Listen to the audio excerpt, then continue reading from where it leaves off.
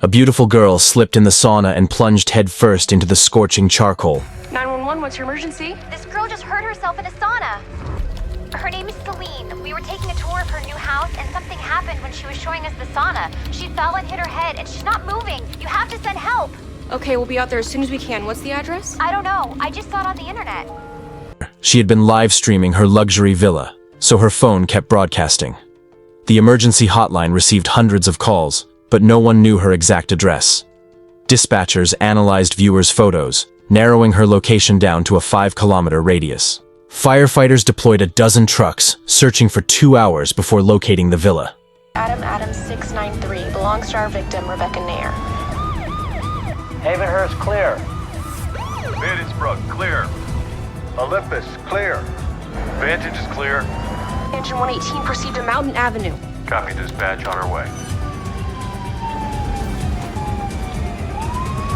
There it is. Dispatch, we found it.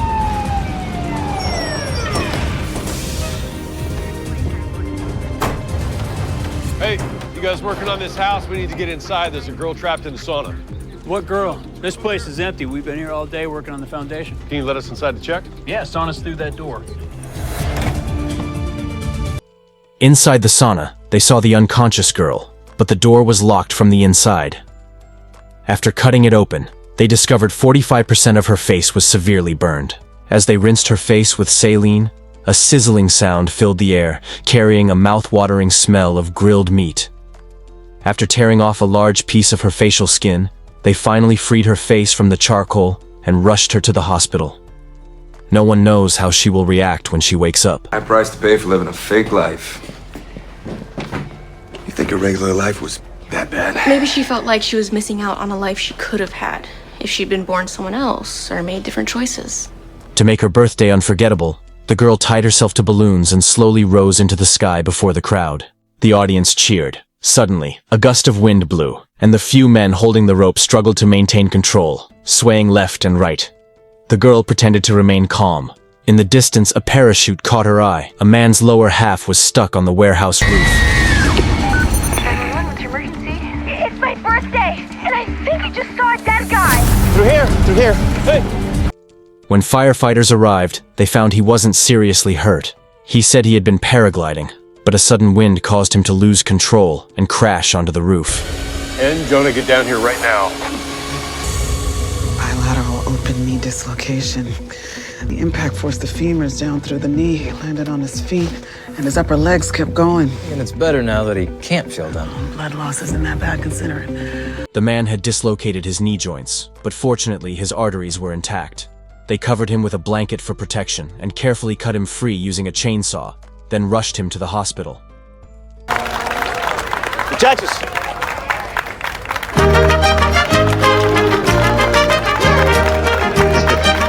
It's terrible.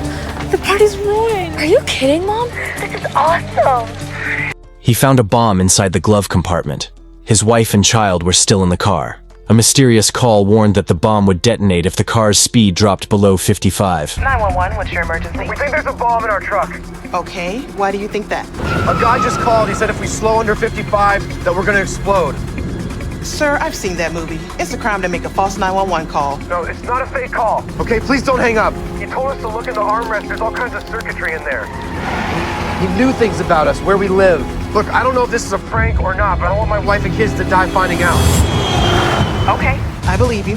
Where are you driving right now? We're headed west on the 210. We just passed Sunlit. Okay, just keep calm and keep driving safe. The police sent a drone to inspect underneath the car, confirming the bomb. He begged them to defuse it, but who could do that without stopping the vehicle? Firefighters tried to rescue them using the ladder of a fire truck without slowing down. But a pressure device on the gas pedal would trigger an explosion if his foot lifted. With only 2 kilometers remaining, time was running out. His wife refused to leave, afraid she might lose him. The police insisted she get out immediately. She reluctantly climbed out. Finally, firefighters cleverly used the steering wheel lock to jam the gas pedal and save the man. Hey, Donato, come on! Yeah. Hands on the move. Donato!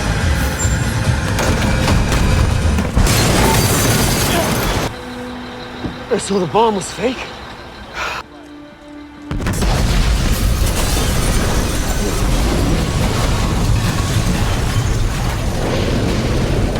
man aimed a gun at a woman, demanding her wallet. But the defiant woman shook her head, mocking him for not daring to pull the trigger. She reminded him they were at a gas station. If he fired, they would all be doomed. Furious, the robber tried to snatch the wallet. The woman grabbed the fuel nozzle and sprayed him with it. She didn't stop there and even soaked herself too. Nope. The robber was stunned, never expecting someone so reckless. The woman then pulled out a lighter. Are you? No, this is not. The gas station staff rushed over with a fire extinguisher, urging her to calm down. Reluctantly, she complied. But just as she was about to leave, the robber suddenly gained courage and attacked again.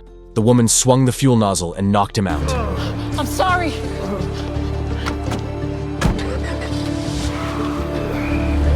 Seeing the robber struggling to stand, the staff used the fire extinguisher to restrain him. What's your emergency? This is Ruth at the Gas and Sip on San Fernando and Vineland. Are you being robbed again? Just of my afternoon. You got the wrong guy! Oh shit! Asking for direct. Firefighters were washing gasoline off the man with hoses. She retaliated by dousing him with about $12 worth of premium, then turned the nozzle on herself. It's a new one. Well, the mystery of the nice man who asked for directions has been solved. A man encountered a shark during his first dive. Protected by a cage, he panicked and tried to open it. In his panic, he accidentally detached the cage's cable, causing it to sink to a depth of 50 meters. Even more terrified, he ignored the instructor's warnings, knocked him out with a punch, and rapidly ascended using an emergency buoy. When he reached the surface, he was unresponsive. 911, what's your emergency? He came up way too fast. Okay, Buck, loose. Firefighters arrived to find him bleeding from all 7 orifices, with a weak pulse. The rapid ascent had caused one of his lungs to rupture. Firefighters found a sealed fish freezer on the dock and filled it with oxygen to simulate a hyperbaric environment. Although it smelled strongly of fish, his vital signs slowly stabilized until the rescue plane arrived to take him to the hospital. However, the expensive rescue costs had to be repaid with the fish inside the freezer. For the next 3 months, the firefighters would have to eat fish every day.